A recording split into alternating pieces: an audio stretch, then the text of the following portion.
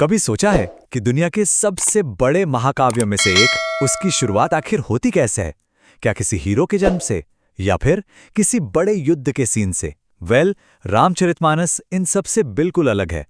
इसकी शुरुआत इतनी यूनिक है, इतनी अनोखी है कि वो हमें जिंदगी के बारे में एक बहुत ही गहरा सबक सिखाती है। तो चलिए आज इसी अद्भुत शुरुआत के राज को समझते हैं। और ये हैं इस महाकाव्य का दिल, सीता और राम। इन्हीं की कहानी कहने के लिए गोस्वामी तुलसीदास जी ने अपनी कलम उठाई थी। लेकिन कहानी शुरू करने से ठीक पहले उन्होंने एक ऐसी नींव रखी जो इस पूरे महाकाव्य को अमर बना देती है। तो सवाल तो यही उठता है ना कि इतनी बड़ी, इतनी महान कहानी को शुरू किया तो किया कैसे जाए? क्या सीधे कहानी के हीरो के जन्म से बात शुरू करें या किसी भयानक युद्ध के मैदान से? तुलसीदास जी ने इन सब रास्तों को छोड़ दिया और एक ऐसा रास्ता चुना जो पूरी तरह से विनम्रता और सम्मान से भरा था। देखिए, तुलसीदास जी को कहानी शुरू करने की कोई जल्दी नहीं है। वो पहले रुकते हैं और मंगलाचरण और वंदनाओं की एक लंबी, बहुत लंबी लिस्ट पेश करते हैं। मतलब वो हर उस शक्ति को, हर उस चीज को नमन करते हैं जिसने इस रचना को मुमकिन बनाया है। और यह सिर्फ कोई रस्म नहीं है, बल्कि एक बहुत गहरा दार्शनिक कदम है। यही उनकी सोच थी। तुलसीदास जी हमें सिखाते हैं कि कोई भी बड़ा काम अहंकार से नहीं, बल्कि विनम्रता से शुरू होता है। वो अपने महाकाव्य की इमारत को किसी कमजोर नींव पर नहीं, बल्कि आभार और सम्मान की नींव पर खड़ा करते हैं। हर उस इंसान और तत्व को नमन करते हैं जो इस कहानी को बनाने में मदद करेगा। सम्मान का ये जो सर्कल है ना, ये शुरू होता है सबसे करीबी, सबसे पर्सनल रिश्ते से, गुरु के साथ। तुलसीदास जी अपने सफर की शुरुआत अपने आध्यात्मिक गुरु को नमन करके करते हैं। तुलसीदास जी के लिए गुरु का स्थान सबसे ऊपर है। वो लिखते हैं, बंदों गुरुपद कंच कृपा सिंधु नरूप हरि। इसका मतलब क्या है?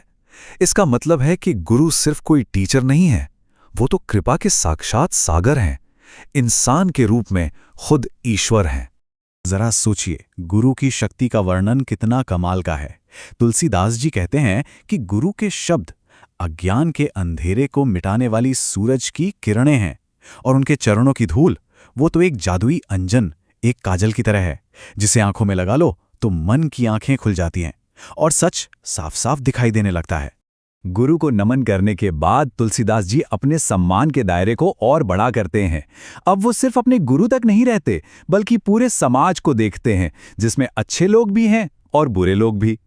संतों के लिए तुलसीदास जी एक बहुत ही प्यारी उपमा देते हैं, कपास की, यानी रुई की। वो कहते हैं कि संत का स्वभाव कपास जैसा होता है। जैसे कपास खुद कितनी ही मुश्किलों से गुजरकर दूसरों के तन को ढकता है, ठीक वैसे ही संत खुद कष्ट सहकर भी दूसरों की गलतियों पर, उनके दोषों पर पर्दा डाल देते हैं। लेकिन अब जो आता है वो सच में हैरान करने वाला है। संतों की तारीफ के बाद तुलसीदास जी दुष्टों की, मतलब बुरे लोगों की भी वंदना करते हैं। इसे खल वंदना कहते हैं। और ये एक ऐसा कदम है जो उनके विशाल हृदय और उनकी असाधारण सोच को दिखाता है। ऐसा नहीं है कि तुलसीदास जी को अच्छे और बुरे में फर्क नहीं पता, वो बखूबी समझते हैं। वो कहते हैं कि संत और दुष्ट दोनों ही दुख देते हैं। फर्क बस इतना है कि संत के बिछड़ने पर दुख होता है, जबकि दुष्ट के तो मिलने से ही भयानक तकलीफ शुरू हो जाती है। ये सब जानते हुए भी वो दोनों को प्रणाम करते हैं, शायद इसलिए क्योंकि वो हर किसी में ईश्वर का ही एक अंश देखते हैं। इंसानों के बाद अब सम्मान का ये दायरा और फैलता है और पहुंचता है देवताओं और दिव्य शक्तियों की दुनिया में। यहां वो सबसे पहले मां सीता को नमन करते हैं। उन्हें वो सृष्टि की रचना, पालन और संहार करने वाली परम शक्ति मानते हैं। इसके बाद भगवान विष्णु, कल्याण करने वाले भगवान शिव और शेषनाग के अवतार लक्ष्मण जी को भी प्रणाम करते हैं। लेकिन देवताओं की मूर्तियों और रूपों की पूजा से भी एक कदम आगे बढ़कर तुलसीदास जी अब एक ऐसे विचार की तरफ बढ़ते हैं जो निराकार है, जिसका कोई रूप नहीं, पर वो सबसे ज्यादा शक्तिशाली है। और फिर वो एक क्रांतिकारी बात कहते हैं कि राम का नाम खुद राम से भी बड़ा है। ये सिर्फ एक लाइन नहीं है, बल्कि उनके पूरे दर्शन का, उनकी पूरी फिलॉसफी का आधार है। नाम में कितनी शक्ति है, इसका वो सबूत भी देते हैं। तुलसीदास जी बताते हैं कि इसी राम नाम के असर से ही तो श्री गणेश की सबसे पहले पूजा होती है। और तो और स्वयं भगवान शिव काशी में मोक्ष देने के लिए इसी नाम का जाप करते हैं। और अब वंदनाओं के आखिर में तुलसीदास जी की नजर व्यक्ति, समाज और देवताओं से भी ऊपर उठकर पूरे ब्रह्मांड को, पूरी कायनात को अपनी बाहों में समेट लेती है। गुरु से लेकर संत तक, दुष्टों से लेकर देवताओं तक, अस्तित्व के हर लेवल को सम्मान देने के बाद तुलसीदास एक ऐसे परम सच पर पहुंचते हैं जो सब कुछ एक कर देता है। ये परम दृष्टि इस एक दोहे में समाई हुई है। सी राम मैं सब जग जानी, करऊं प्रणाम जोर जुग पाणी। मतलब ये समझकर कि ये पूरा का पूरा संसार ही सीता और राम का रूप है, मैं दोनों हाथ जोड़कर हर किसी को, हर चीज को प्रणाम करता हूं। यहां आकर सारे फर्क खत्म हो जाते हैं। अच्छा बुरा, संत पापी, भक्त और भगवान सब एक हो जाते हैं।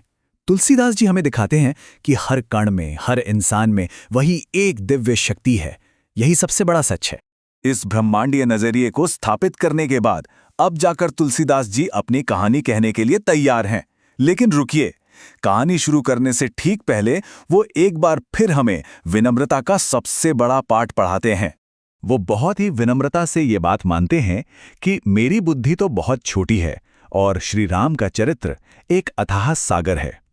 वो जानते हैं कि इस सागर की गहराई को पूरी तरह नाप पाना नामुमकिन है, और यही विनम्रता, यही समर्पण इस महान ग्रंथ की आत्मा है। तो सोचने वाली बात यह है कि आज के इस बटे हुए समय में तुलसीदास जी की ये दृष्टि, जो अच्छे और बुरे दोनों में दिव्यता देखती है और हर महान काम की शुरुआत विनम्रता से करती है, ये हमें क्या सिखा सकती है? ये एक ऐसा सवाल है जिसका जवाब शायद हम सबको अपने अंदर खोजना होगा।